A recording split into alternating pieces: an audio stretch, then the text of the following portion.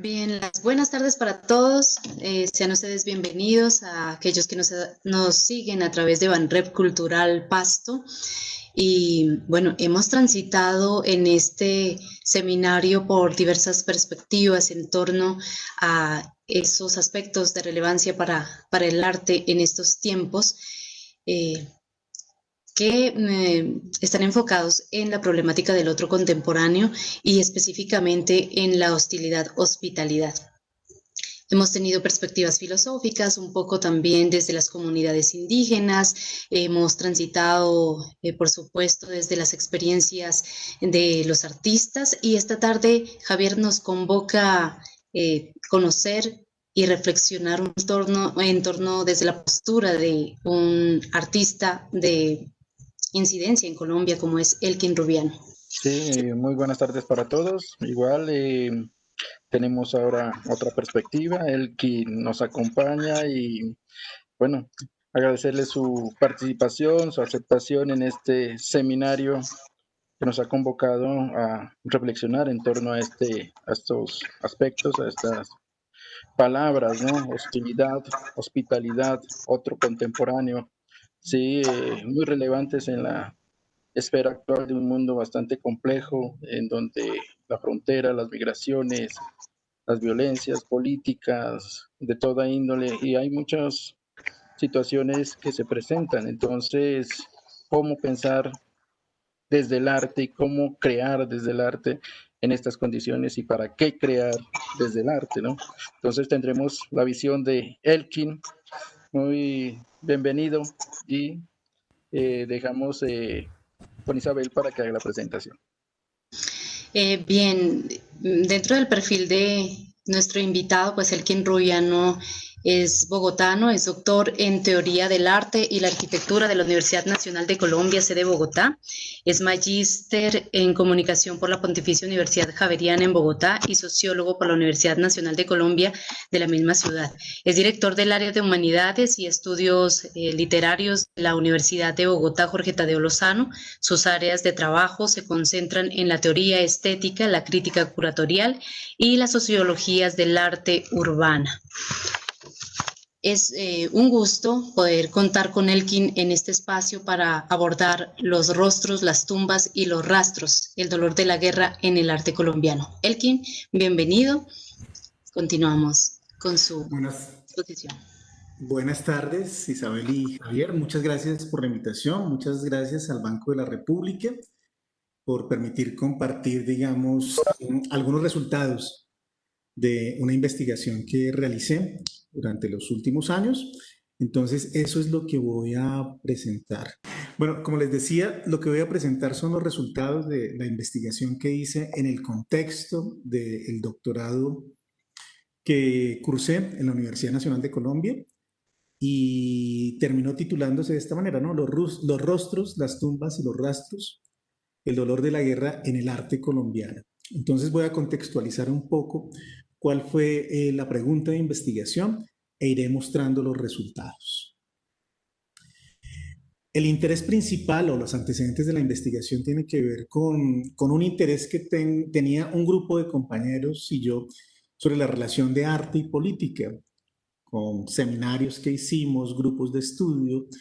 Sin embargo, esa relación pues, es una relación muy amplia y desde el punto de vista personal, de alguna manera me encontraba muy insatisfecho con esas categorías, pero sobre todo con los resultados. Pero independientemente de eso, pues se van haciendo descubrimientos conceptuales que abren las perspectivas y dentro de esas perspectivas una que terminó teniendo una gran influencia en mí fueron las reflexiones del filósofo francés Jacques Rancière, que seguramente citaré más adelante. Pero entonces, como la relación entre arte y política es muy amplia, yo traté de buscarle una singularidad a esa relación y la singularidad tiene que ver con examinar esa relación en un contexto de violencia extrema, es decir, no solo arte y política, sino arte y violencia en Colombia.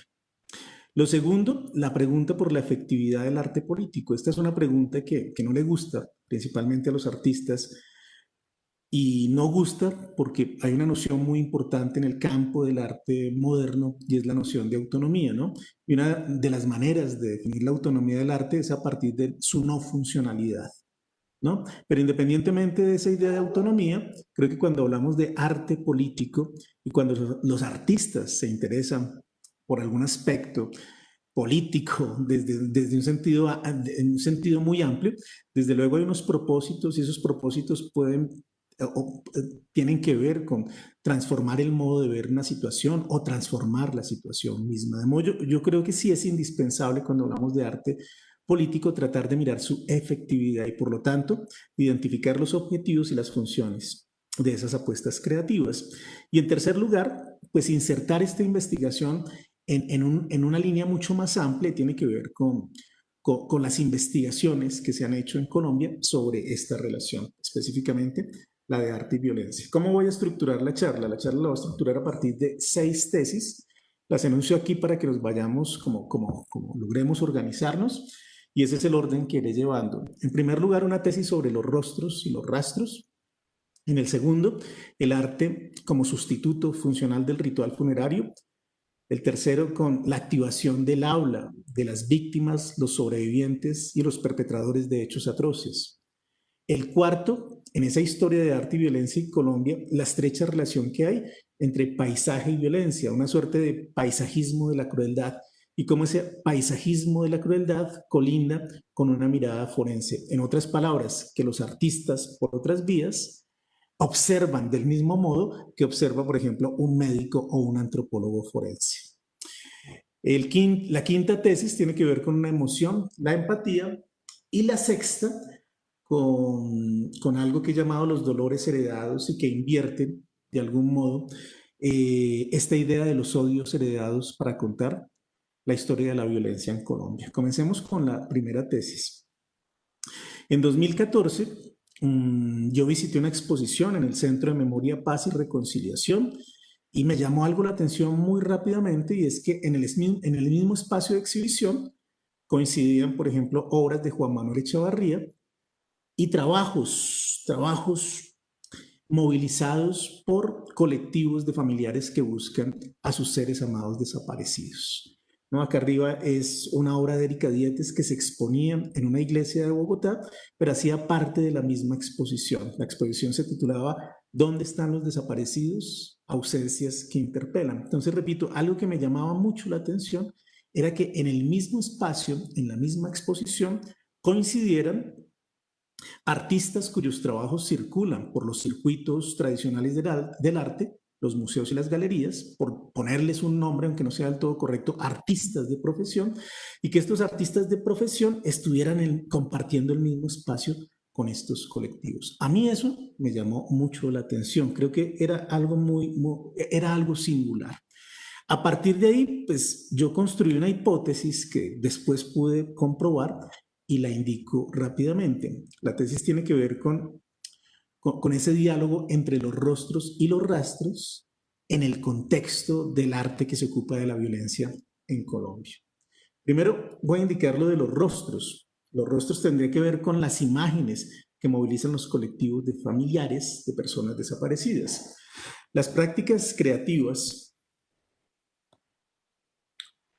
movilizadas por las organizaciones de víctimas recurren al rostro como evidencia icónica de la desaparición forzada mediante las formas representacionales del centramiento y la frontalidad del retrato, propias de las fotografías judiciales y las de identificación ciudadana. La centralidad del rostro le devuelve la identidad a los restos sin identificación de los NN, ¿no? Por decirlo de alguna manera, hay una reincidencia en esa imagen que es la frontalidad y la centralidad del retrato de las personas desaparecidas. Esa es, como podríamos decir, la retórica de la imagen, ¿no? Mientras que con los rastros, con los restos, con lo que queda de una masacre, por ejemplo, hay una diferencia y esto sería lo que harían los artistas que circulan en museos y galerías. Los artistas contemporáneos que se ocupan de la violencia tienen un énfasis en esos rastros y en esos restos. Los trabajos artísticos han asumido los límites de la representación y de lo mimético, de modo que para dar cuenta de la desaparición forzada recurren a las imágenes iniciales, es decir, el rastro, o bien mediante la documentación fotográfica o audiovisual, o bien mediante la exploración directa, escultórica y testimonial. Los rastros, es decir, los restos, lo que queda de, testimonian sobre la violencia, la desaparición forzada y el dolor de los sobrevivientes. Entonces voy a insistir en esto por un momento, ¿no? Que estos artistas, y llamémoslos artistas contemporáneos, recurren al indicio. Esta serie fotográfica realizada por Erika Dietes se hace mediante la ropa que temporalmente le donaron los familiares a Erika Dietes para fotografiarla. Es decir, que esas prendas pertenecieron a alguien que fue asesinado o que fue desaparecido. O esta serie fotográfica que realmente se compone de 3 formatos, unos videos muy cortos, esta serie de fotografía que es fotografía lenticular, como las reglas de la escuela que uno las mueve y se anima lo que está allí, uno como espectador se mueve un poco y uno puede mirar la transformación de esas tumbas. Es decir, lo que hace Juan Manuel Echavarría es ir al cementerio de Puerto Berrío, Antioquia, y fotografiar las tumbas que están en el cementerio. No son tumbas reales. Y fotografía esas tumbas porque le interesa de alguna manera documentar algo y es una práctica ritual de adopción de muertos que hacen tradicionalmente los habitantes de Puerto Berrío, ¿no? A las personas que han asesinado, mutilado y tirado al río, su cuerpo rueda por allí y en la orilla del río de Puerto Berrío quedan esos cuerpos como estancados y lo que tradicionalmente han hecho por décadas los habitantes es rescatar esos cuerpos, llevarlos a medicina legal después hace todo el proceso de identificación, de codificar, darle un número a sus restos, colocarlos en un nicho y lo que hacen los habitantes es borrar el número que ha hecho medicina legal, decir escogido quiere decir me pertenece a mí, después le colocan un nombre y a veces el apellido de la persona que lo está adoptando. Recomiendo mucho el documental de Juan Manuel Echavarría, que lo pueden encontrar fácilmente, titulado Requiem NN, ¿no? Entonces volvamos a señalar, ¿no? Los artistas contemporáneos de pronto se han inscrito en cierta sospecha o ciertos límites que tienen la imagen representacional, la de imitación del mundo, ¿no? No parece que algo allí ya no funcionara y como no funciona, entonces recurren a otro tipo de práctica que aquí hemos llamado los rastros. Algo que me permitió a mí, de alguna manera, comprobar esa hipótesis fue esta instalación que hizo una artista francesa, Catherine Ponsard, en 2005, en la Alianza Colombo-Francesa de Bogotá. Lo que hizo Catherine Ponsard fue pedirle a los familiares que están congregados en una organización llamada FADES que le donaran los retablos con los que normalmente salen a las calles cuando hacen una procesión o cuando protestan o cuando exigen en alguna fecha conmemorativa que regresen sus familiares que están desaparecidos. ¿No? Ella en contraprestación les devuelve unos retablos nuevos. Y lo que hizo Catherine Ponsard, llamémoslo también artista contemporánea, no fue modificar los retablos, sino disponerlos, ¿no? Era disponerlos. Entonces habían como 6 paredes en ese espacio de exhibición, los organizó de determinada manera, lo que se ve como ese reflejo es como un vidrio roto que colocó en el piso, y yo creo que lo que hizo Catherine Ponsard fue sencillamente, o más bien, construir un dispositivo de visión. No transformar los retablos. ¿Qué es lo que muestran los retablos? Los rostros, de los que hablaba hace un momento.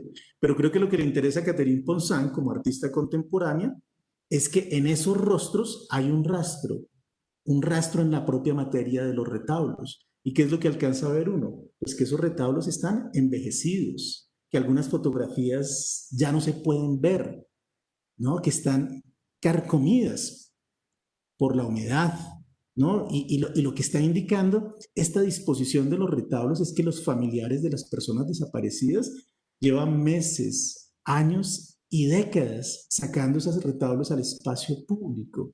¿Y qué ha sucedido? Pues no ha sucedido nada, que sus desaparecidos no aparecen.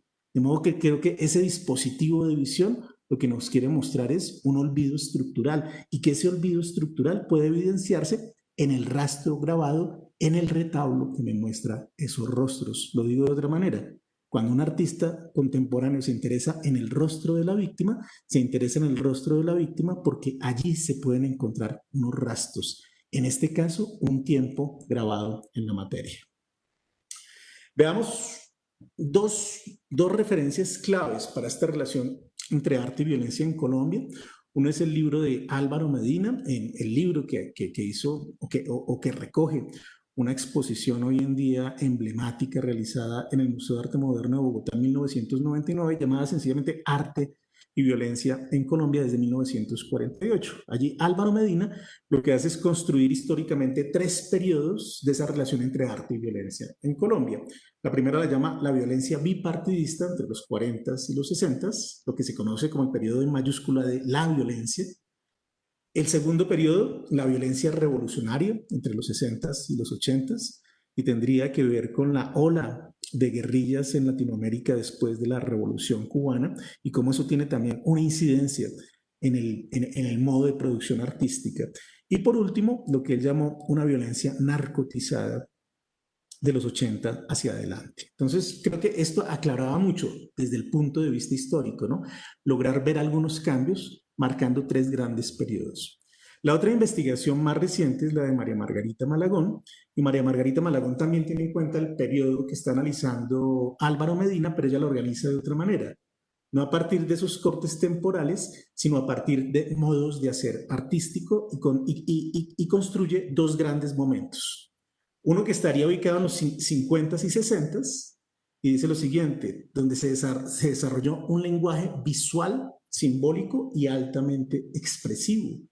Pensemos en Masacre del 9 de abril de Obregón, por ejemplo, o Violencia de 1962, que la veremos más adelante, de Obregón, ¿no? En los años 50 y 60 se desarrolló un lenguaje visual, simbólico y altamente expresivo, mientras que a partir de la década del 90 predomina un lenguaje de tipo evocativo e indicativo, lo que yo he llamado desde hace un momento los rastros, ¿no? Y lo que le interesa ya a María Margarita Malagón es ver esto en 3 artistas colombianos que son Beatriz González, Óscar Muñoz y Doris Salcedo, ¿no? Creo que resulta muy claro en Doris Salcedo, ¿no? A partir de su trabajo con los muebles, con zapatos, etcétera, ¿no?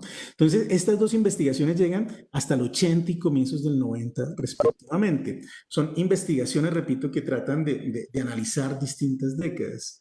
Y pues yo veo que a partir de la década del 2000 no se ha creado como una nueva interpretación de lo que está sucediendo en Colombia. Y yo me aventuro a construir allí una hipótesis, la voy a leer, dice, a partir de la década del 2000 se da un nuevo giro, el arte en clave de reparación simbólica, que busca reconfigurar el lazo social comunitario que fue quebrado. Este giro instaura una nueva agenda del arte colombiano en el que la noción de víctima resulta central. Las prácticas artísticas se realizan en el territorio del conflicto armado y con las comunidades. Y junto con la noción de víctima aparecen otras categorías, principalmente las de el testimonio, la huella, el trauma y el duelo. Entonces yo creo que ahí tenemos como cinco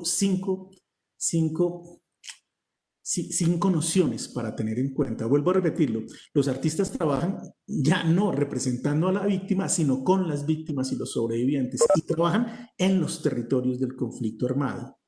Y en todo esto que va apareciendo junto con la noción de víctima, es muy importante la aparición del testimonio, la huella, que es el rastro, el trauma, que es uno de los temas fundamentales en todo esto, tanto el trauma individual como el trauma colectivo, y la idea del duelo, la de la elaboración del duelo y la tramitación del dolor. Ahora, teniendo ya como un punto de partida, un problema clave en la investigación es cómo construir la unidad de análisis, ¿no? Entonces yo lo que hice fue hacer una cronología de la violencia en el arte colombiano, y esa cronología fue de 1948 a 2016. Vamos a ver me dicen si la visualiza cuando cargue. Ahí ven ustedes algo que está cargando. Está cargando, sí. Ya lo visualizan ahí, sí. Todavía miramos la pantalla gris. Y no se ve, no, es que creo que, bueno, como no conozco este streaming, creo que el compartir pantalla tiene otro truquillo que no le di desde el comienzo, entonces no lo vamos a ver, pero quiero indicarles que construí una cronología virtual donde podía yo visualizar la imagen, algunos aspectos técnicos y al mismo tiempo en red poder mirar algún texto de primera mano. Entonces, cuando uno tiene esas 53 obras en este periodo y empieza a pasarlo, es muy fácil empezar a ver algunas transformaciones. Como un año y medio después de hacer esa cronología, a mí me dio por contar la recurrencia de artistas. Es decir, la cronología yo no la construía a partir de nombres de artistas, sino a partir de obras emblemáticas. Y cuando yo hago el recuento, pues sí me llevo de alguna manera algunas sorpresas. Algo que no es sorpresivo, que con 5 y 4 obras respectivamente estén Beatriz González y Doris Salcedo. Digamos que eso no es algo extraño, ¿no? Es lo que uno esperaría.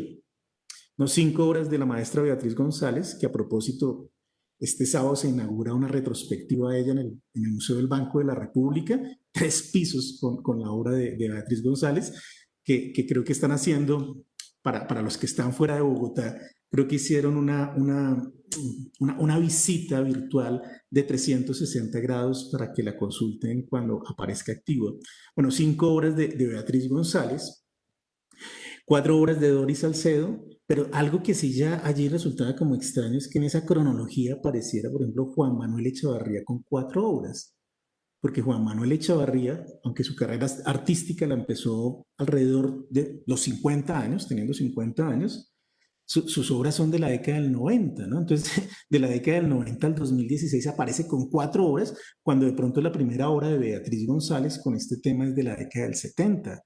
No diría, ahí sí hay algo raro. Que enseguida esté Alejandro Obregón y Fernando Botero, pues también es normal, ¿cierto? Están establecidos y además tienen muchas décadas de trabajo, pero que aparezca una artista joven como Erika Dietes con 3 obras, uno dice, bueno, sí, ahí hay algo que está transformándose. Y no solo eso, sino que aparezcan 3 proyectos comunitarios y que esos 3 proyectos comunitarios pues estén por encima de Débora Arango, Clemencia Lucena o José Alejandro Restrepo. Ahí uno dice, sí hay algo extraño. Los 3 proyectos comunitarios que yo coloqué en esa línea de tiempo son Las Tejedoras de Mampuján, el Salón del Nunca Más de Granada, Antioquia, y el Parque de la Memoria de Trujillo del Valle del Cauca. Es decir, que estos proyectos comunitarios comparten espacio con artistas que están consolidados en la historia del arte en Colombia. Casi que podríamos volver a la primera diapositiva, lo que a mí me llamó la atención en 2014, que en el mismo espacio de exhibición estuvieran Erika Dietes, Juan Manuel Echavarría, Asfades, etcétera, etcétera, etcétera, ¿no? Eso me permite a mí como plantear algunos problemas. Ahora, viendo la línea de tiempo, uno puede mirar unas cuestiones claves. Voy a tratar de indicarlas muy rápidamente. Que desde luego hay una tradición de grabadores en Colombia muy importante y que pues esta tradición de grabadores con mucha destreza técnica y talento, pues esta tradición de los grabadores está estrechamente vinculada al periodo de la violencia en Colombia, ¿no? Lo que aparecen acá son víctimas, ¿no? De Pedro Alcántara, ¿no? Algo de la iconografía de las víctimas es que sus cuerpos están invertidos o fragmentados, o están en horizontal porque han sido vencidos, ¿no? Acá está obra conocidísima de Luis Ángel Rengifo llamada Piel al Sol, ¿no? Una mujer ha sido asesinada y se le ha quitado su piel, ha sido despellejada y se ha tendido como si fuera un animal. No, acá lo que yo quiero indicar es que estos grabados que son tan fuertes, ¿no? Lo que se ve ahí, pues sería muy difícil de ver si uno tuviera la escena real, ¿no? Que estos grabados, desde luego, hacen parte de una ya larga tradición en ese entonces, que tiene que ver con los grabados de Goya, ¿no? Desastres de la guerra. Y acá quiero indicar algo y es que Goya es uno de los primeros artistas que quiebra con una fórmula emotiva instaurada en el arte occidental cuando trata de representar la muerte o la tortura, ¿no? Lo que está mostrando Goya en esos grabados es terrible, ¿no? Acá es un hombre que ha sido asesinado, torturado, mutilado y empalado. Es decir, lo que se ve ahí es horroroso. pero además Goya se coloca en el lugar del testigo. Todos estos grabados tienen un pie de imagen. Este dice, esto es peor. Otros dicen, yo lo vi, así fue. Yo lo vi, así fue, esto es peor. Efectivamente, Goya se está colocando en el lugar del testigo, no del testigo directo, el sobreviviente, sino el tercero que testimonia sobre algo que ocurrió, ¿no? Y para que podamos ver realmente la ruptura que hay en Goya, en el contexto del arte occidental, pues toca remitirse a obras como esta, ¿no? El conjunto de Laoconte y sus hijos, ¿no? Esta es una copia romana que se descubrió en el Renacimiento y tuvo una gran incidencia en el propio nacimiento de la historia del arte. Hay un historiador norteamericano, Stephen Eisenman, que tiene un libro muy interesante que se llama El efecto Abu Ghraib. Abu Ghraib, para que lo recuerden, es esa cárcel iraquí donde soldados norteamericanos torturaban a ciudadanos iraquíes, pero no solo los torturaban, sino se satisfacían tomándoles fotografías en poses, como ponerlos en cuatro como si fueran perros, colocarles un collar como si efectivamente fuera un perro, colocarlos en posiciones obscenas, etcétera, etcétera, ¿no? Allí Stephen Eisenman indica algo sobre la historia del arte ligada a la tortura, pero como en el arte helenístico y cristiano, cuando aparece la tortura, parece que las personas que estuvieran siendo torturadas no sintieran dolor, ¿no? Y uno lo puede ver, pues acá precisamente en este conjunto, a Laoconte, ¿no? Como el quiebre de su cuerpo, la torsión del cuello, la manera en que está mirando, los labios entreabiertos, que de hecho recuerdan el éxtasis de Santa Teresa de Bernini, ¿no? No lo tengo aquí, pero podríamos como imaginarlo, ¿no? Si lo tienen presente, ¿no? Que es la misma torsión del cuello, los mismos labios y la misma mirada como está dirigida. El historiador con el que comienza la historia del arte como una disciplina moderna, Winkelmann, dice en 1955, viendo este conjunto escultórico, dice, la escultura griega era la expresión de una noble sencillez y una serena grandeza. Y vale la pena tener en cuenta lo siguiente, allí donde se instala el mayor dolor, se instala también la mayor belleza. Fíjense ustedes lo que está viendo Winkelmann, pero además sería fácil verlo, ¿no? Allí donde se instala el mayor dolor, se instala también la mayor belleza. Y Lessing, otro historiador del arte, sobre esa misma escultura griega, dice lo siguiente, dice, ve en ella solo un tenue gemido de angustia. No, pues a este señor lo están devorando unas serpientes y a sus hijos, pero solo aparece un tenue gemido de angustia. Y cuando uno ve esta tradición, pues es fácil percatarse de aquello que está señalando Eisenman, que en esa historia del arte occidental, cuando se habla de tortura, parece que las personas torturadas no estuvieran sufriendo. E incluso muchas veces aparecen en poses sensuales, ¿no? O con el noble gesto que estaba señalando Winkelmann. Si tenemos en cuenta esas imágenes y volvemos a las de Goya, uno se percata fácilmente del quiebre que está haciendo Goya y que lo convierte propiamente en un artista moderno, ¿no? Allí la tortura no se sublima con el arte, sino trata de mostrarse la violencia tal cual como es. Y esa ruptura que hace Goya, desde luego, tiene una incidencia en artistas alrededor del mundo y una incidencia en los grabadores colombianos. Es fácil vincular estas imágenes con esta de Goya. Otra de las influencias para representar la violencia y que está presente en la historia del arte colombiano tiene que ver con lo que hace Picasso en el Guernica, ¿no? Y si uno ve rápidamente aquí, Masacre del 10 de abril de Obregón, pues uno ve que efectivamente Obregón está tomando un modelo de Picasso, no está plagiando a Picasso, no está copiando a Picasso, sino Picasso realmente está realizando una ruptura. Y es tan eficaz esa ruptura, pues que tiene un efecto en otras formas de producción alrededor del mundo.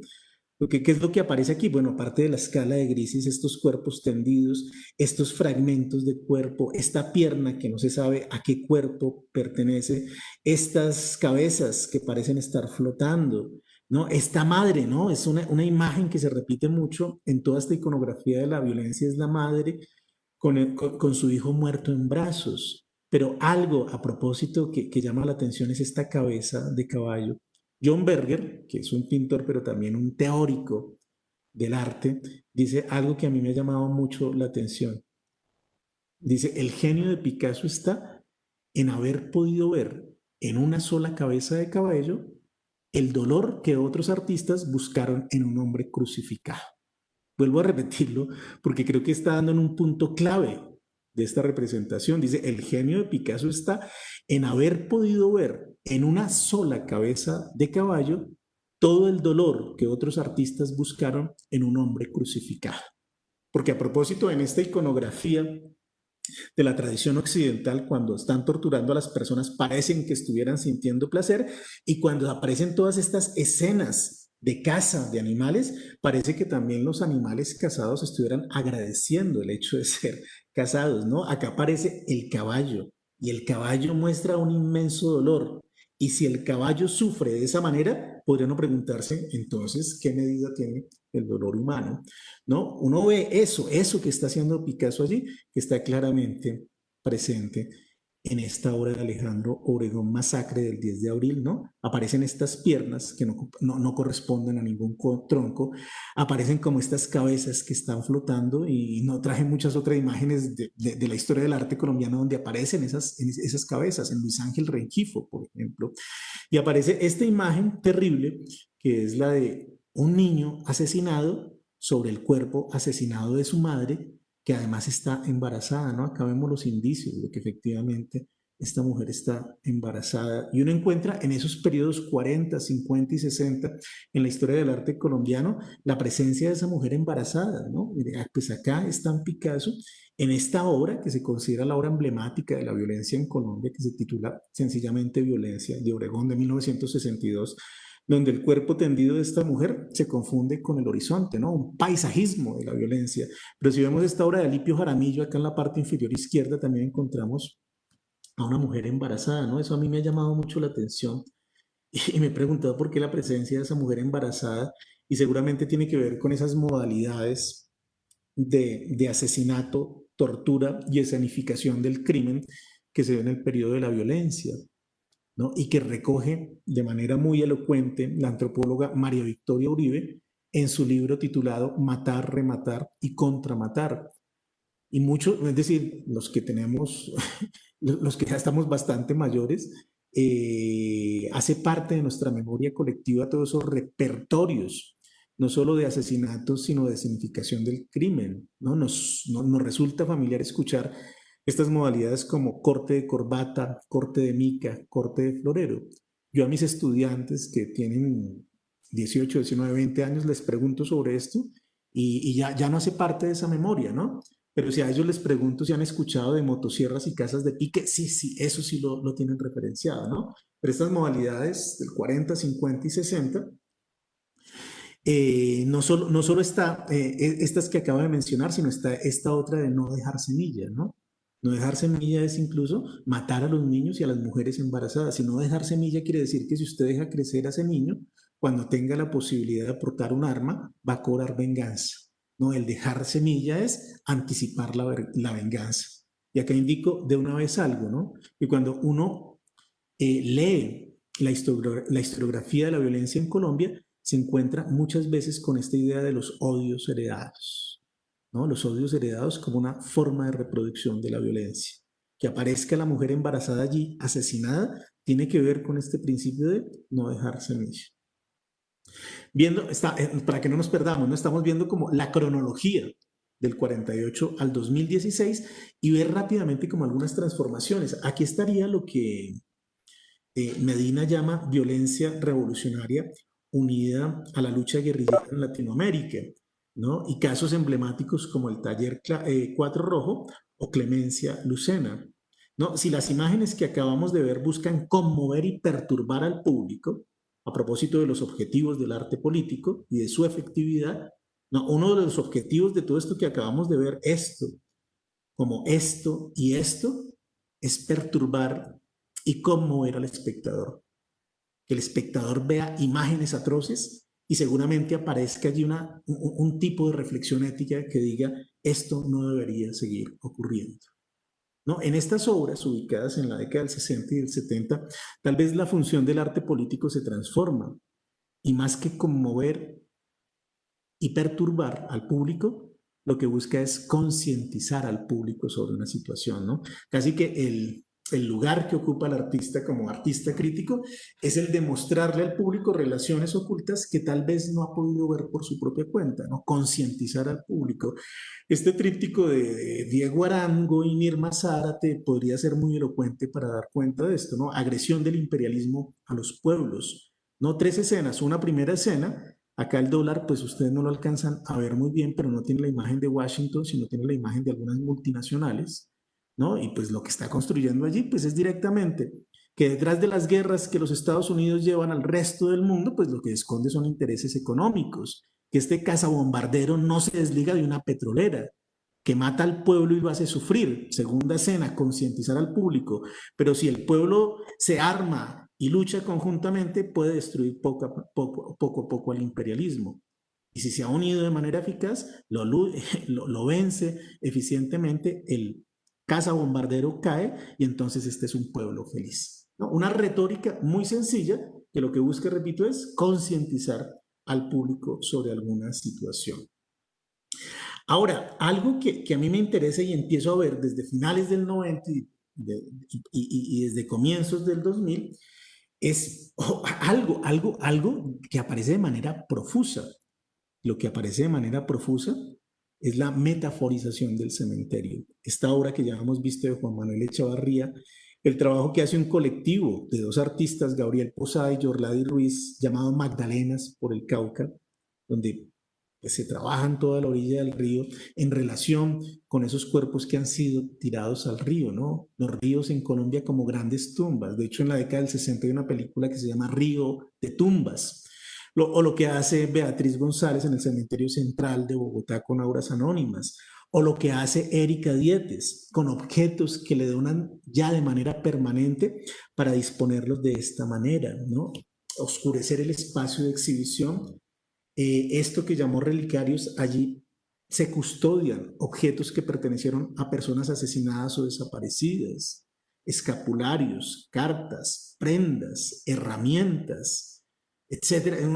Creo que son 160 y pico de relicarios, ¿no? Cuando las personas caminan por allí, es impresionante que así usted sea muy lejano al arte, esto que hace parte del discurso del arte contemporáneo es muy eficiente en lo que hace sentir a los que transitan por allí, ¿no? Las personas salen de ahí y sienten algo extraño y cuando uno indaga un poco, pues descubre que estuvieron caminando en medio de un cementerio y que lo que está allí abajo son de alguna manera lápidas, no lápidas construidos a partir de esos restos, rastros, indicios que pertenecieron a las víctimas del conflicto armado en Colombia.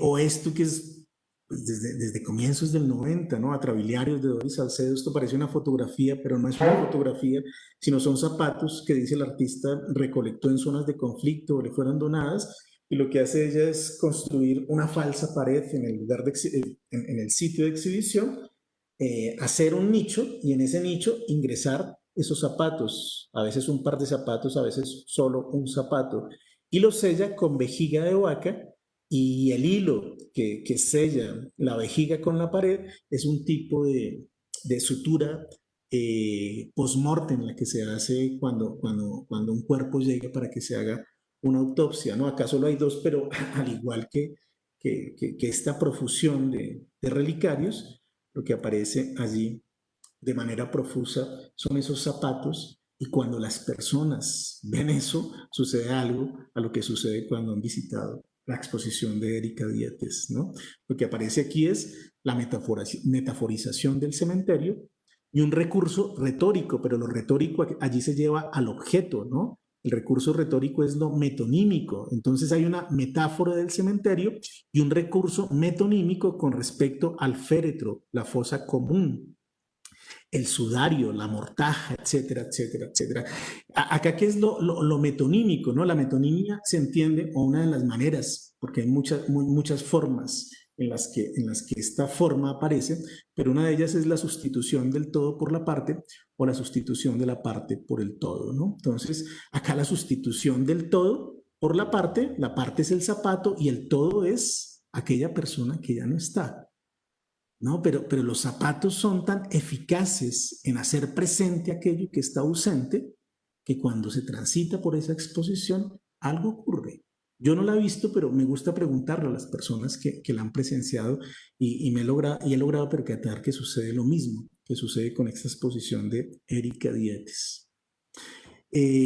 O lo que hizo Doris Salcedo en 2016, y creo que exactamente hace 4 años, si no estoy mal, hoy es 14, es probable que hace exactamente 4 años se estuviera haciendo este gran tejido en la Plaza de Bolívar llamada Sumando Ausencias, donde cada sábana tiene una dimensión antropomórfica y parece que fuera realmente como una mortaja, ¿no? Esta sábana envuelve el cuerpo mientras que los nichos lo reciben. Podría traer muchas más imágenes de obras en las que se metaforiza el cementerio, el nicho fúnebre, la mortaja, etcétera, etcétera. Y esta profusión es tal, pues, que me permite construir otra tesis, y esa tesis es la de el Museo Mausoleo. Voy a leerla. Más que la denuncia, la concientización o la sensibilización del público, lo que el arte busca es, en un contexto de violencia extrema, salvar las deudas simbólicas con los muertos y los desaparecidos, de ahí su estrecha relación con los dolientes. Si las fosas comunes contienen restos de NNs, si los ríos se han convertido en tumbas en los que se desechan cuerpos que no serán identificados, si no hay un indicio de ser ni posibilidad de rito funerario, no resulta extraño que la metáfora del cementerio aparezca de manera profusa en el arte colombiano, que aparezca propiamente como síntoma, es decir, como aquello que retorna cuando es negado y reprimido. El arte aquí aparece como un sustituto funcional del ritual funerario. Un sustituto funcional, pero únicamente simbólico, no sustituye al ritual real, ¿no? Yo creo que muchos periodistas y algunos críticos de arte se han apresurado a decir que el arte contribuye a la elaboración del duelo. Yo creo que hay unos momentos de mucha intensidad en las inauguraciones, en otros momentos en los que el dolor se exterioriza, en el que aparece un tipo de catarsis, pero este no es el sustituto del ritual real, ¿no? El ritual lo que permite es que usted vele los restos de ese ser amado y ese ritual permita separar el mundo de los vivos del mundo de los muertos. Si el cuerpo no aparece, el duelo nunca se realiza. No logra tramitarse el dolor, lo que pues, convierte la desaparición forzada en uno de los peores crímenes de la humanidad. En un ensayo muy temprano de Freud, ¿no? 1917, que inicia todos estos estudios en torno al duelo, titulado Duelo y Melancolía, Freud dice una cosa muy interesante. Dice, con el duelo se llora a los muertos, con la melancolía nos morimos con ellos, ¿no? Y ese es el caso de la desaparición forzada en Colombia, ¿no? Con la melancolía nos morimos con ellos, ¿no? Lo que retorna en el arte es aquello que, que ha sido reprimido y negado. ¿Qué es lo que ha sido reprimido y negado? La posibilidad de realizar ese rito fúnebre porque no hay cuerpo que velar. Sobre esto podría decir más cosas, pero estaba mirando la hora y vamos a seguir adelante para tratar de presentar ojalá las 6 tesis. Entonces, no quisiera mostrar esto, más bien, así como hice yo una cronología del arte en Colombia, también hice una geografía de la violencia en el arte colombiano. Y lo que yo hice en este mapa de la izquierda fue georreferenciar algunas de las obras que se realizan en los territorios y que a mí me interesan, hacían parte de mi vida de análisis, ¿no? Acá están las tejedoras de Mampuján. Acá yo podría colocar alrededor de 80 punticos con los tableros que ha fotografiado Juan Manuel Echavarría y que llegan hasta acá, hasta Bojayá. Aquí está Granada, Antioquia, donde a propósito se inaugura o se muestra por primera vez la obra Río Abajo de Erika Dietes. Acá una gran cantidad de obras hechas en el occidente y a la orilla de los ríos. Acá llega hasta Buenaventura el trabajo de Magdalenas por el Cauca. Acá aparecen nuevamente los tableros fotografiados por Juan Manuel Echavarría en el Caquetá. Acá hay una obra que se llama Sin Rastro que hace la Fundación de Juan Manuel Echavarría con ex paramilitares, ex guerrilleros reinsertados, excombatientes propiamente y soldados heridos en combate y que muestra unos hornos crematorios. Yo coloqué, de todas las obras que tengo, coloqué un pequeño porcentaje, pero ese pequeño porcentaje ya mostraba, digamos, una lógica en el territorio que para mí fue deslumbrante cuando coloqué estos punticos y los sobrepuse a este otro mapa. Este otro mapa se llama Cartografías del Conflicto. No le voy a dar clic a ninguno porque ya vi que no los puedo visualizar. Pero esto es un mapa que se empezó a construir a partir de las audiencias públicas del proceso que se hizo con los paramilitares llamado Justicia y Paz, ¿no? El mapa es interactivo, si ustedes van allá, se despliega una información muy importante, ya no está en colores, no sé cuál es la razón, pero cuando yo hice esta captura de pantalla, sí estaba en colores, ¿no? Los verdes son paramilitares, los rojos son guerrilleros, los azules son el ejército y los amarillos creo que son grupos no identificados. Mire, y si uno realmente superpone ese mapa, se da cuenta que hay una coincidencia entre esos lugares donde se han realizado masacres, pero además se han confesado los hechos y el trabajo que han hecho los artistas en los territorios con las víctimas, los sobrevivientes y los perpetradores de hechos atroces. Al georreferenciar esto, pues me permite construir otra tesis que tiene que ver con la activación del aula y la construcción de memoria histórica. La Ley de Justicia y Paz 2005 despejó territorios dominados por grupos armados no solo para las ONGs y los investigadores judiciales y académicos, sino que al mismo tiempo puso a los artistas en contacto con las víctimas del conflicto. En las prácticas artísticas concentradas en los territorios del conflicto armado, las víctimas dejaron de ser una noción lejana, construidas mediante recursos visuales rutinarios y tradicionales, es decir, mediante fórmulas que hasta algún momento resultaron eficaces en el campo del arte colombiano. La representación de los desastres de la guerra mediante los recursos de la expresividad, la fealdad y la fragmentación de los cuerpos fueron cediendo para darle lugar, en nuestro contexto, a otras apuestas en las que en lugar de la representación de la víctima se dan formas de activación del aula de los sobrevivientes, las comunidades y los perpetradores de hechos atroces. Perpetradores de hechos atroces.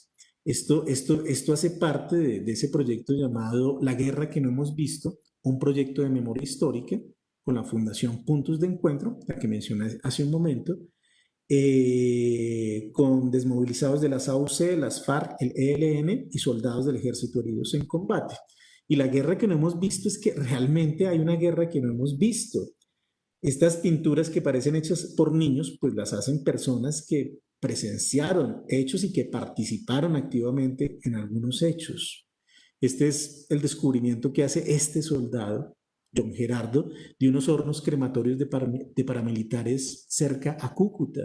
No voy a leer el relato por falta de tiempo.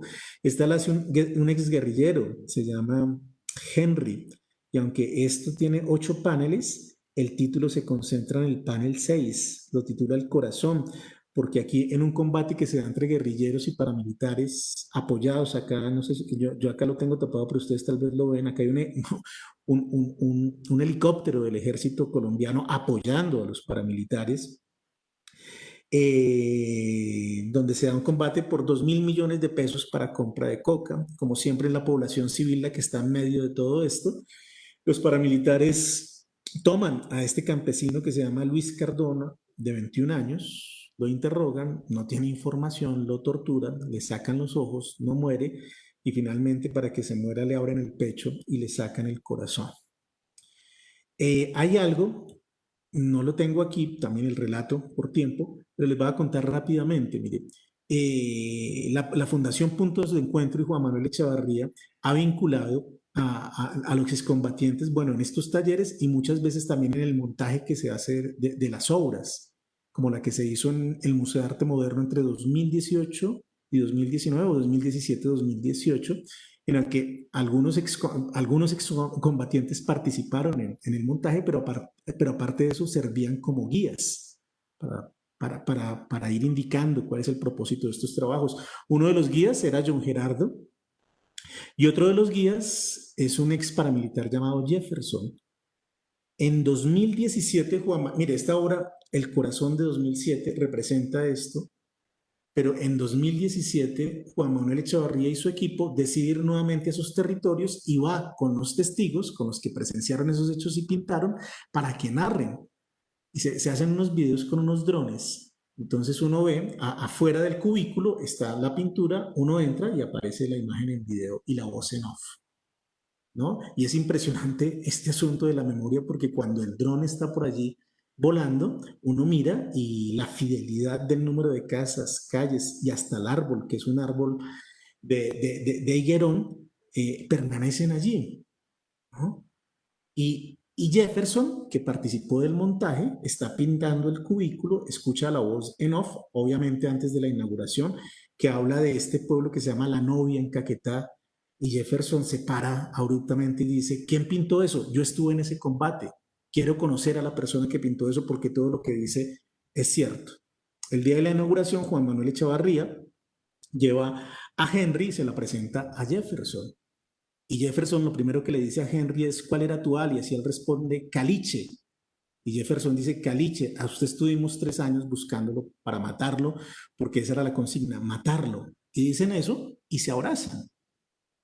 Y se abrazan y cuando Jefferson cuenta esa historia dice, y sentí una emoción acá, muy fuerte. Y que alguien le preguntó, oiga, ¿y usted por qué está abrazándose con un guerrillero? Y Jefferson le dice, en primer lugar, él no es ningún guerrillero. Y en segundo lugar, yo ya no soy un paraco. Yo escuché esta narración en la Universidad Externado de Colombia, en Bogotá, y habíamos 100 personas y se aplaudió. Y ese aplauso para mí era muy elocuente porque lo que a mí me muestra, repito, de manera muy elocuente, es que necesitamos contar otros relatos en torno a la guerra, superar la lógica antagónica de amigo-enemigo. Y por eso, si ustedes se han percatado auditivamente, yo no he dicho nunca que la palabra victimarios, yo he dicho perpetradores de hechos atroces. Yo creo que el arte contribuye mucho en cambiar la narrativa sobre el conflicto. Y parte del cambio de esa narrativa es no hablar tan fácilmente de víctima, victimario, amigo, enemigo. Muy sencillo. A quien hoy llamamos víctima, posiblemente a quien hoy llamamos victimario, posiblemente fue una víctima en el pasado, ¿no?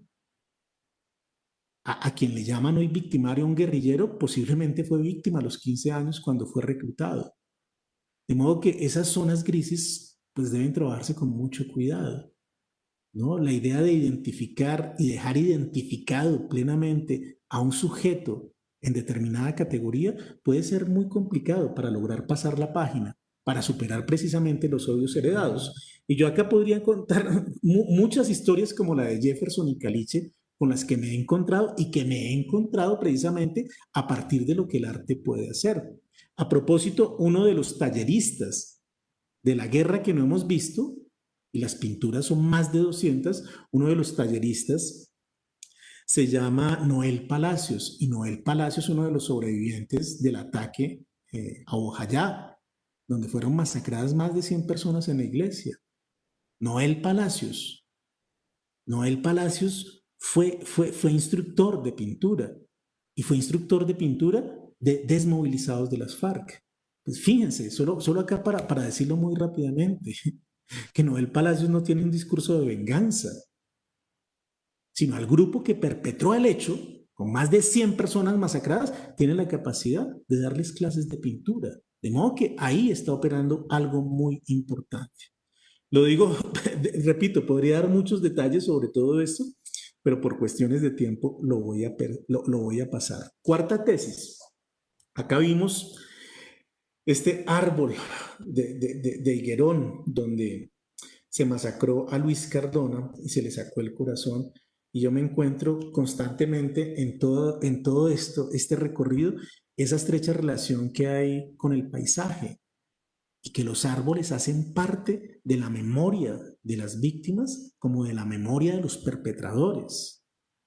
Los árboles de tamarindo, este es el árbol de tamarindo, en Montes de María, donde se torturó y asesinó a 12 campesinos. Y el árbol de tamarindo era muy importante para esa comunidad, estaba cargado simbólicamente, y tal vez no es un azar que esté tan cargado simbólicamente que ese se convierta en el lugar de la masacre. Los árboles de tamarindo, el higuerón y de mango, que es este que está acá abajo, están estrechamente unidos a la memoria tanto de las víctimas como de los perpetradores. Este paisajismo de la crueldad ha propiciado una disposición de la mirada artística que colinda con la mirada forense, explorar las marcas grabadas tanto en la materia como en la memoria. Este árbol de mango está en Belén de los Andaquíes y hace parte de esa infame práctica que se conoció como escuelas de la muerte, y es tomar a civiles para practicar con ellos formas de descuartizamiento y prolongar la agonía por mucho tiempo. Allí están las marcas de los machetazos y los proyectiles. Es decir, lo que hacen los artistas, esto colinda bastante con lo que hacen los antropólogos forenses. Esta fotografía la tomó Elka Quevedo, que es una antropóloga forense, ¿no? Hay algo allí que coincide y que uno podría llamar, entre comillas, una estética forense, porque la estética forense sería otro asunto diferente. Bueno, acá miramos, mire, acá yo estoy superponiendo.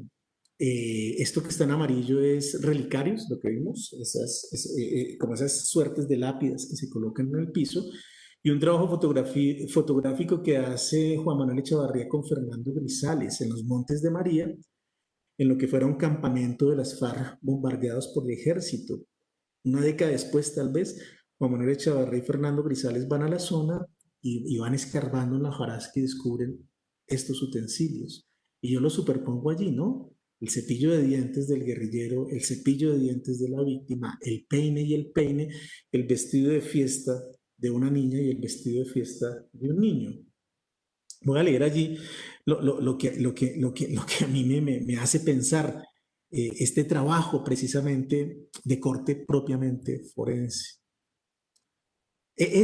A propósito, este cepillo, en la exposición cuando expone esto Erika Dietes, el cepillo es lo primero que ella coloca, ¿no? En la Jorge Tadeo Lozano, donde yo trabajo, fui con varios estudiantes a ver eso. Un día me encontré con una profesora de escultura que se llama Natalia Kempowski, y me dijo, tenaz ese cepillo. Y pues siendo ella escultura, yo quise indagar con ella. Le dije, oye, ¿por qué le parece tan fuerte el cepillo? Le dije, porque el cepillo tiene el ADN de la persona, ¿no? Esa es su singularidad. Volvemos a lo metonímico, la sustitución del todo, esa persona, por la parte, el cepillo, pero que el cepillo da cuenta precisamente de esa persona. Erika Dietes dice que la mujer que le donó ese cepillo le dijo lo siguiente: señorita, es muy sencillo. Cuando uno va a una casa y quiere saber cuántas personas viven, va al baño y cuenta el número de cepillos. Ahí está, cada cepillo es una persona. Las cosas convertidas en relicarios por Erika Dietes son las mismas cosas halladas por Echevarría y Grisales en el campo bombardeado. Y como son las mismas cosas, sería incorrecto dividir la humanidad de sus propietarios de manera antagónica, la humanidad de las víctimas y la humanidad de los victimarios. En estas obras operaría más bien la reconciliación de la humanidad mediante las cosas más modestas y esenciales, como un cepillo dental, un peine o un vestido de fiesta. Quinta tesis, una emoción, la empatía.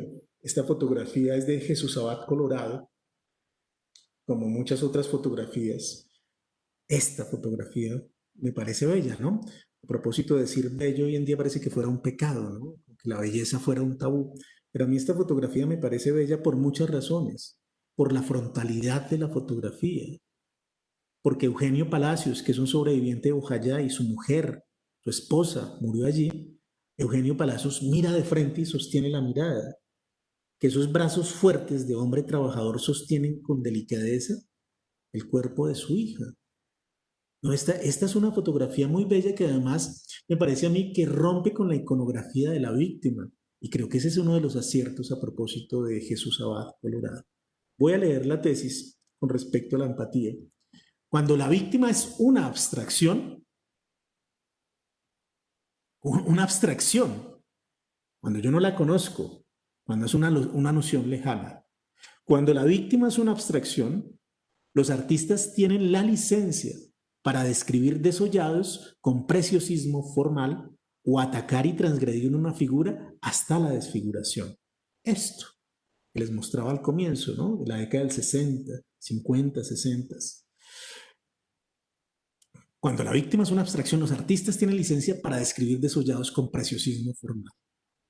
Otra cosa ocurre cuando la víctima tiene rostro y nombre, cuando los artistas caminan el territorio y entablan relaciones con las comunidades.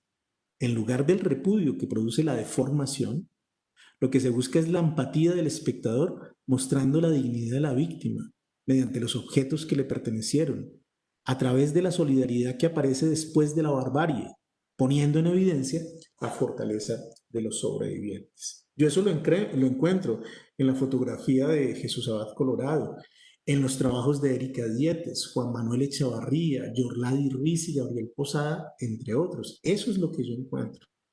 Estos artistas o este fotógrafo que camina el territorio del conflicto, pero sobre todo que entabla relaciones duraderas con las comunidades, ¿no? A diferencia de los artistas paracaidistas, que llegan a una zona, caen así, duran pocos días y se van. No, aquí estos artistas que yo he mencionado son artistas que han entablado ya relaciones de más de 5 años con las personas y vuelven a los territorios, ¿no? Se entablan, de hecho, relaciones afectivas. Resultan siendo el padrino del matrimonio, el padrino del niño, ¿no? Hay unas cuestiones allí muy importantes que están ocurriendo. La víctima no es una abstracción y no es una abstracción porque se ha recorrido el territorio. Algo que no alcancé a mencionar con estas obras, y es que aunque finalmente se exponen, están hechas para la visión, creo que el punto de partida tiene que ver con el andar, el territorio y con escuchar. Para mí cada vez es mucho más claro que todas estas obras tienen que ver más con el oído, llegar a los territorios del conflicto y escuchar a las víctimas. Y como el artista no va representando al Estado, entonces las víctimas no tienen ninguna precaución con ellos. Porque los perpetradores, como el Estado, niegan constantemente los hechos. Los niegan. Cuando un artista llega, como que lo que hace es abrir la oreja, agrandar la oreja. Y cuando se agranda la oreja, se activa el aula del otro. Y con la activación del aula aparece la construcción de memoria histórica. Una cosa que es muy importante en estos trabajos. Aunque lo que finalmente se expone no tiene que ver con esa activación del aula, me parece a mí que es lo más importante en estos trabajos. Todo ese proceso. Finalmente aparece lo visual, pero para mí es mucho más importante los pies y el oído. Y me resulta cada vez más claro. Última tesis y terminamos. Los dolores heredados. Ella es Teresa San Juan y es hermana de Alberto y Humberto San Juan, que fueron desaparecidos en 1982. Y esta fotografía fue tomada en 2017. Yo le hice el seguimiento a un trabajo que hizo un artista del norte de Santander y la obra se llama Relicarios. Los relicarios son unas cosas, no puedo hablar, no puedo detallarla, pero allí lo que tiene la niña son las 2 imágenes de sus tíos, ¿no? Y toda la iconografía que aparece como una cosa son los retablos, la otra portar la imagen de los desaparecidos en el pecho, ¿no? Ya después revisando yo el archivo vi esta fotografía y fue como, pues muy doloroso verla, ¿no? Esto es de 2016, 2017, y cuando Teresa San Juan habla, nuevamente se le quiebra la voz, no puede dejar de hablar, parece que fuera a desfallecer. Lo que aparece siempre es su hija al lado sosteniéndola, pero aparte de su hija aparece su nieta. A mí la fotografía era muy elocuente y, repito, muy dolorosa porque tiene que ver con los dolores heredados. Que aunque la desaparición fue de 1982, probablemente esta niña, y yo hice cálculos, nació en 2003. Aunque nació en 2003, ella ya nace con el dolor incorporado y con el trauma familiar incorporado. Ahora, ¿qué es lo que tienen esos dolores heredados? Yo lo veo como una posibilidad, porque me la he encontrado, como una potencia. Voy a leerla. En la historiografía de la violencia en Colombia resultan frecuentes las referencias a los odios heredados, mientras que las referencias a los dolores heredados son inexistentes. Los odios heredados solo pueden comprenderse bajo la lógica antagónica amigo-enemigo, es decir, la venganza, mientras que los dolores heredados evidencian formas agonistas de integración comunitaria y activación política de las víctimas y los sobrevivientes, es decir, la búsqueda de justicia. Hay algo que algunas prácticas artísticas han logrado evidenciar y activar en nuestro contexto, el potencial político y afectivo de los dolores heredados. Y bueno, entonces hasta ahí llega mi presentación. Voy a dejar de presentar y miremos a ver qué preguntas tienen por allí. Muchas gracias, Elki, por esa participación. Bueno, algunas de las invitaciones, Nayibe Erazo manifiesta qué triste y cruel realidad visible gracias al arte para reflexionar sobre la historia en Colombia. Y bueno, podemos manifestarle a Elkin las preguntas a través del chat. Hay muchas apreciaciones, pero preguntas como tal, Javier. Bien, muchas gracias, Elkin. Hay una cosa bastante interesante, ¿no? En una de las tesis que planteas, ¿no? Es precisamente, pensaba en algo que decía Claudia Díaz esta mañana en uno de sus apartes de sus reflexiones. Era, bueno, ella ponía como ejemplo algo de la parábola del hijo pródigo, ¿sí? Como el hijo pródigo, pues, resulta pedir todas sus cosas para poderse ir y luego retorna, ¿sí? Y es recibido amablemente, ¿sí? Generosamente por su padre, brindándole muchas más comunidades, hasta más de que el hijo que estaba con él, ¿ya? Y mencionaba una palabra que me parece bastante interesante, y es que el límite, ¿no? El límite. ¿Qué hizo volver al hijo pródigo? ¿Sí? Llegó al límite de la sobreabundancia que tenía, bueno, no sé qué tanto se podría dar ahí, ¿ya? Pero el hijo pródigo llega a un límite y vuelve, ¿sí? ¿Sí?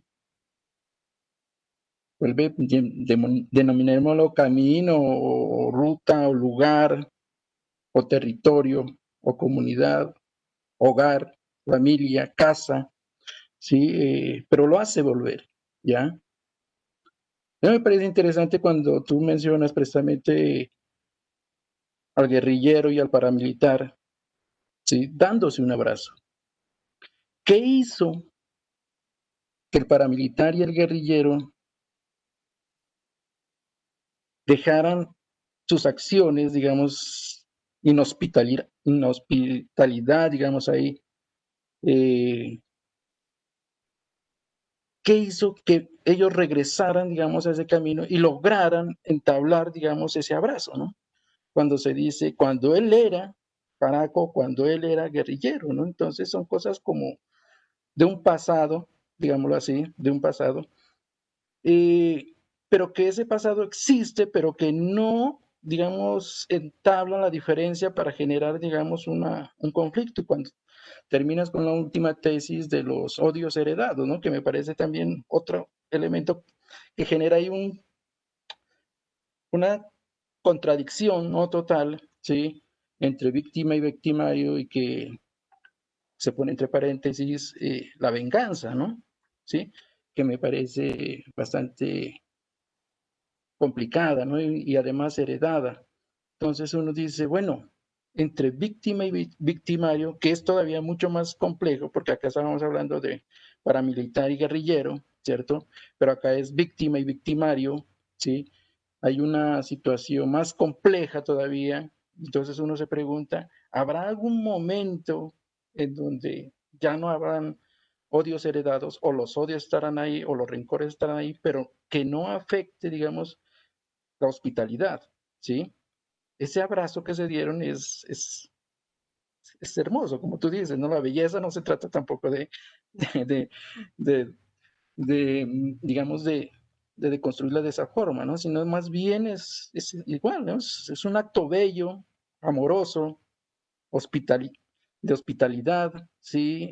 Incondicional también, yo creo ahí lo que se ha hablado durante este seminario, que es la hospitalidad es incondicional, es bondad, es amor, ¿sí? Es una cantidad de cosas que se pueden dar, digamos, en un abrazo, ¿sí? Pero que, digamos, la otra tesis y el límite, ¿sí? Yo quería preguntarle un poco a Claudia, pero ya no lo hice. Pero, digamos, el límite, ¿no? Uno esperaría cuál es el límite para todo esto, para que se vuelva, ¿sí? Al camino, ¿sí? O a otro camino, o a otro lugar, como lo decía, ¿no? A otro territorio, a otra, a la familia, no sé, al hogar, a la casa, a la comunidad, ¿sí? Al otro, ¿ya? Bueno, eso era un poquito. Bien, bien, Javier, muy interesante todas esas inquietudes. Yo creo que el arte tiene una potencia a partir de lo simbólico y lo que puede simbolizar, a partir de transformar las narraciones, ¿no? En lugar del odio, la reconciliación, superar el odio, poderse abrazar, por ejemplo. No, yo creo que todo lo que propicia el arte es una potencia, pero esa potencia no es eficaz en el vacío, ¿no? Porque a veces creo yo que no solo en estos temas, sino tratar de otorgarle al arte mucho poder, creo que es irresponsable, sobre todo cuando estamos hablando de conflictos, no solo conflictos armados, sino otro tipo de conflictos, conflictos urbanos, por ejemplo. ¿No? Porque tal vez desde la década del 90, eh, las ONGs, los organismos multilaterales y el propio Estado le exige al arte que no que transforme necesariamente una situación, sino que construya indicadores sobre el impacto del arte en alguna comunidad. Y eso me parece muy complicado. Porque a veces o muchas veces los artistas, sin ser conscientes de eso, entonces juegan o le hacen el juego con la construcción de estos indicadores en lo siguiente, que si un artista trabaja con expandilleros en un barrio marginal de una ciudad y en lugar de las armas los ponen a hacer fotografía, videos o carnavales, cuando construyen los informes, entonces se dice 30 expandilleros que eran enemigos se desarmaron y ahora hacen videos conjuntos e hicimos una exposición. Entonces el indicador resulta muy eficiente para decir que el arte sirve para reconciliar entonces todo eso, desde lo simbólico. Y lo simbólico se ha convertido desde hace tiempo como en un paraguas que entonces protege de que hagamos otras preguntas. Y es qué pasa con esos muchachos, si tienen empleo, educación, salud. Entonces a veces los indicadores simbólicos y culturales terminan de alguna manera tapando el hueco de los indicadores que serían estructurales. Por eso digo que aunque el arte tiene una potencia, pues seamos conscientes de que esto tiene un límite, ¿no? Y que esto simbólico no se puede dar en el vacío, ¿no? Es decir, para la reconciliación y para el perdón, ¿qué es indispensable? Es indispensable que se diga la verdad y que se haga justicia. No, a propósito, el arte siempre ha dicho, es como la parte de la reparación simbólica. No, Yolanda Reyes, que es una investigadora de estos temas, lo aclara constantemente, o tenía que aclararlo. Mucho cuidado. Primero, esta idea de la reparación simbólica es un discurso del derecho. Y las propias víctimas no se reparan a ellas simbólicamente. Quienes tienen que reparar son los perpetradores.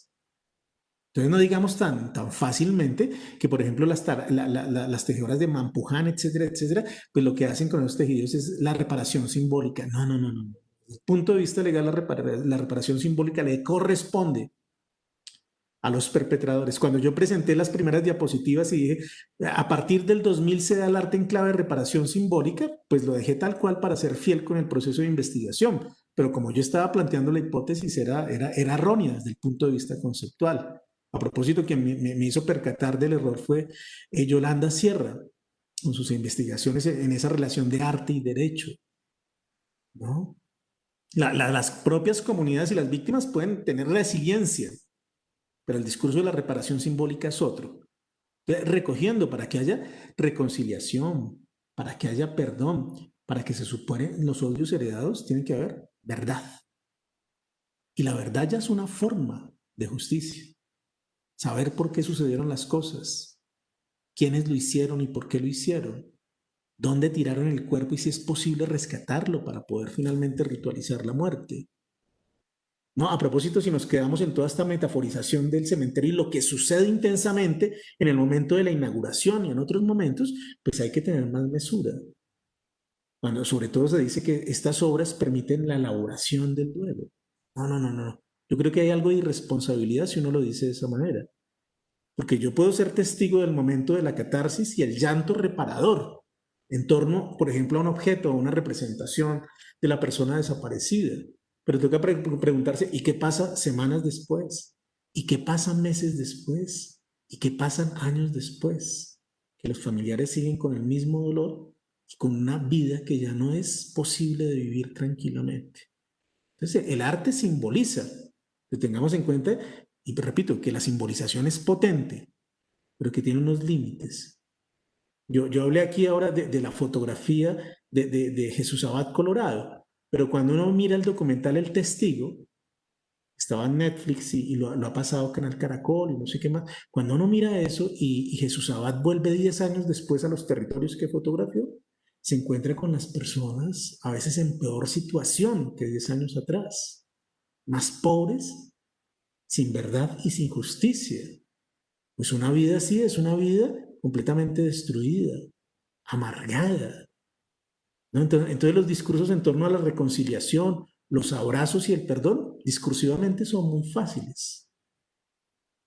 Y si los apoyamos en muchas obras de arte, decimos, eso se realiza. Yo diría, no, no, no, tengamos más mesura, ¿no?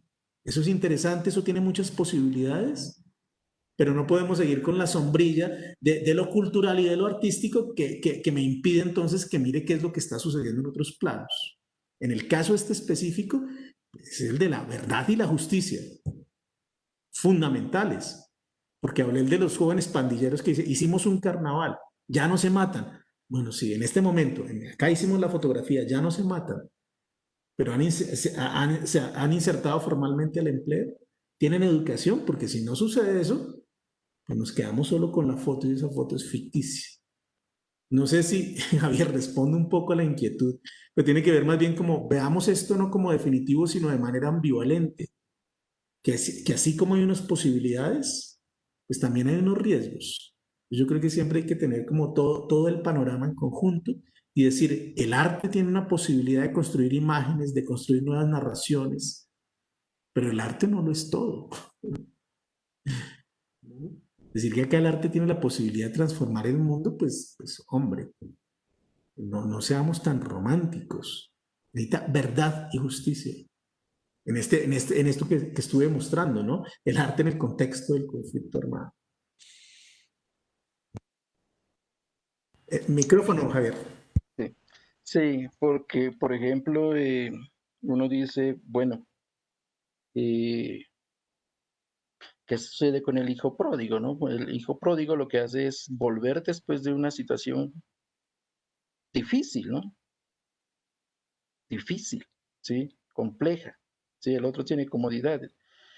Pero ¿qué hace o qué pasó con ese abrazo, no? Uno se pregunta, como tú dices, ¿sí? ¿Qué pasó? ¿Ese abrazo era sincero? ¿Era de hospitalidad incondicional? Que le permita a uno decir, bueno, ahí hay, como tú dices, reconciliación y verdad, ¿sí? Y que en un momento, un futuro próximo, uno los vea cenando en la casa de alguien y conviviendo y no sé, y dialogando tranquilamente, digamos, ese es realmente el límite que sufrieron para volver, digamos, a la vida civil, ¿sí? Normal, ¿ya? El límite que sufrieron en sus acciones, ¿sí? Eh, es realmente, era un límite que le permitió, digamos, construir esta hospitalidad utópica, como se ha venido hablando también a lo largo de este seminario. Es posible, digamos, esa era, digamos, me sigue Sí. inquietando, ¿verdad? No he Me sigue podido seguir inquietando. las conferencias sobre la hospitalidad, pero recordando un famoso ensayo de Gadamer que se llama La actualidad de lo bello, y utiliza tres categorías: fiesta, símbolo y fiesta, símbolo y se me fue la otra, juego, símbolo y fiesta, para actualizar tres categorías filosóficas: arte, belleza y estética. Y hablando de símbolo, pues entonces Gadamer se va al origen de la palabra símbolo, ¿no? Y símbolo, dice, es la tessera hospitalis, una tablilla del recuerdo. No sé si en alguna de estas charlas sobre la hospitalidad la han mencionado, que en la antigua Grecia, cuando alguien llegaba a una casa y era bien recibido y se hospedaba allí, al final de su visita, el anfitrión tenía una tablilla, la partía y se la daba. Y con una se quedaba el anfitrión y con el otro el que estuvo hospedado. Puede pasar una o dos generaciones después, pues donde no había ni teléfono, ni cartas, ni celulares, de modo que el nieto de la persona que fue el anfitrión puede llegar a la casa del nieto del que fue hospedado. No se conocen, nunca se han visto, pero lleva la tablilla y cuando el otro la coloca, la junta y coinciden. De modo que lo que se construye ahí es una unidad de sentido y que el símbolo tiene que ver con unir aquello que había sido fragmentado y separado. Y que aparecen muchas prácticas, por ejemplo, de las personas enamoradas, ¿no? La otra mitad del sol. La idea de la media naranja. Sí, pero esta idea de la hospitalidad, de ser hospital, y la hospitalidad precisamente es tener esa posibilidad de dar, recibir y devolver. Pero también con la idea de la construcción de una unidad. Dos fragmentos de ser que estaban dispersos se unen y conforman una unidad de sentido. Uno podría entender el abrazo de Jefferson y Caliche de esa manera. Dos fragmentos de ser, antiguos enemigos, que en otro contexto logran unirse. Y a propósito, se unen, pero esa unión tiene que ver también con poder haber logrado completar la unidad a partir de unas señas, como el relato de Caliche, que se llama Henry, y decirle, Henry, ¿cuál era tu alias? Caliche. Al escuchar la palabra Caliche, se completa algo. Y que los enemigos que eran enemigos a muerte, en otro contexto, y este sería el contexto del arte, tienen la licencia para darse un abrazo. Y Jefferson dice en su relato, lo que sentí fue muy inmenso. Ese abrazo fue súper, dice, porque el dolor más grande que ha tenido mi vida fue haber estado en ese combate. Y escuchar esto también es difícil. Yo insisto acá en quedarnos con las zonas grises y no decir amigo, enemigo, víctima, victimario. Si como sociedad tenemos la capacidad de comprender que al que llamamos victimario también sufre. Dice, el dolor más grande que he tenido en mi vida estuvo en ese combate. El abrazo también se da porque es enemigo, ya no es enemigo a muerte, ¿no? Pero eso grabó su existencia y de alguna manera como relato se puede culminar en ese momento de la unión. Los dos fragmentos dispersos que se unen y algo cobra sentido. No, es que a mí esto me parece muy importante y repito, la necesidad de transformar los relatos que tenemos sobre la guerra. Reconocer que al que llamamos victimario también ha sufrido. Yo repito, acá como sociedad tenemos la capacidad de hacer eso. Yo creo que deberíamos tener la capacidad de hacerlo para superar esto. Si no podemos reconocer eso, no podemos superar el conflicto. La unidad, en el contexto de la JEP, hoy en día, la unidad que busca personas desaparecidas tiene que reconocer que los guerrilleros que fueron muertos en combate y enterrados en el campo del combate porque no se pueden llevar los cuerpos, hoy son personas desaparecidas, que tienen dolientes, y que los dolientes sufren porque no tienen cómo velar ese cuerpo. Acá entonces coloqué el ejemplo de Jefferson, que es ex paramilitar y dice que ese fue el dolor más grande que tuvo en su vida. Podemos reconocer que a quien llamamos victimario también sufrió. Podemos reconocer que una madre busca a ese guerrillero que fue muerto en combate y por lo tanto entonces es víctima. Mire, es que el asunto es complejo y no podemos seguir trabajando con dicotomías. No trabajar con dicotomías es decir que a ese que llamábamos enemigo, con ese también podemos ser hospitalarios. Y parte de la hospitalidad tiene que ver con reconocer ese dolor, por ejemplo. ¿no? Y repito, esto todo pasa por sentimientos, por afectos. Y lo importante que es para la política como tal, esa dimensión afectiva, ¿no? Y como es una dimensión afectiva, eso pasa por la creación, pasa por las imágenes, pasa por la música, pasa por la poesía. Y si esas imágenes y esa música tienen la capacidad de transformarme para ver eso de otro modo, ahí es donde yo veo una posibilidad, ahí es donde cobra sentido ese abrazo hospitalario y solidario. ¿No? Yo creo que es muy potente, repito eso. Pero solo culmino acá esta pequeña reflexión en la que decir que eso que es potente no se puede dar en el vacío.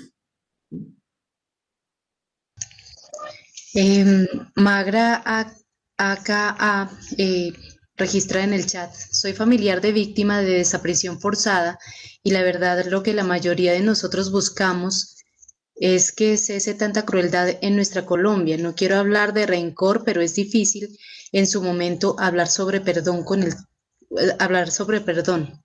Con el tiempo uno toma la resignación de dejar atrás aquel ser querido y tomar la realidad cruda con más calma y dejar que la vida siga con su curso. No es fácil, porque no es una muerte natural y peor vivir con incertidumbre de si sigue con vida o no, cómo murió, cuánto sufrió, dónde está, dónde lo dejaron.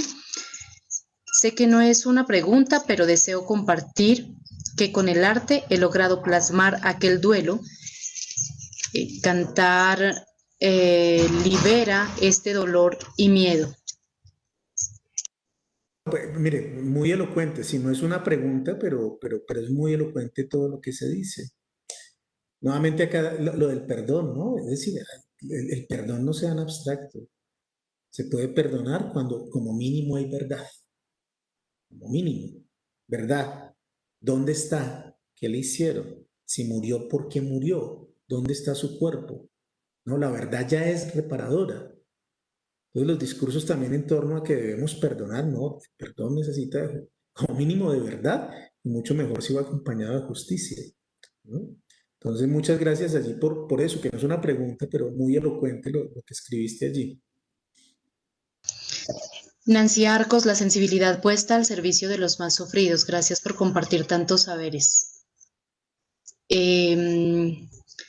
Briella Art manifiesta: el año pasado tuvimos la oportunidad de ser espectadores de la exposición Ríos y Silencios de Juan Manuel Echavarría en la ciudad de Pasto. Sin duda, Echavarría logra ponernos enfrente de la crueldad y...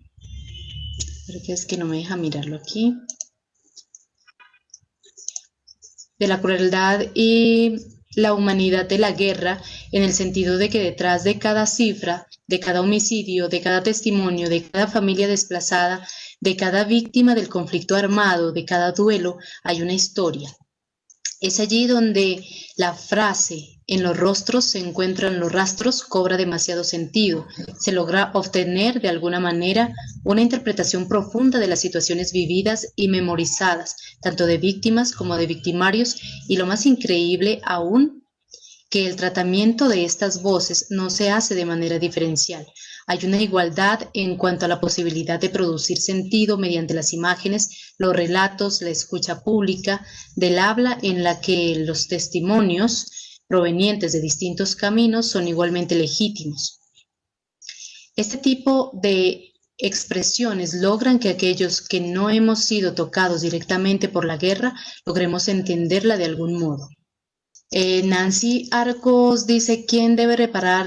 Es el Estado.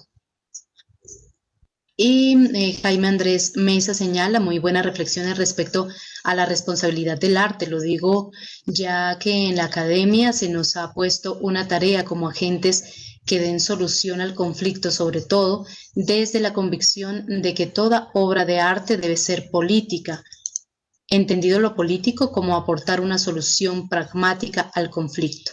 Excelente ponencia. Me gustaría saber de su quehacer investigativo cómo es posible trabajar la memoria histórica con los niños víctimas del conflicto armado, dado que la reparación simbólica es para trabajar con las víctimas? Ah, no, espérame. Dado que la reparación simbólica es para el eh, perpetrador del conflicto, ¿cómo se llama el proceso para trabajar con las víctimas? Excelente ponencia. Me gustaría saber desde su quehacer investigativo cómo es posible trabajar la memoria histórica con niños víctimas del conflicto armado, dado que la reparación simbólica es para el perpetrador del conflicto.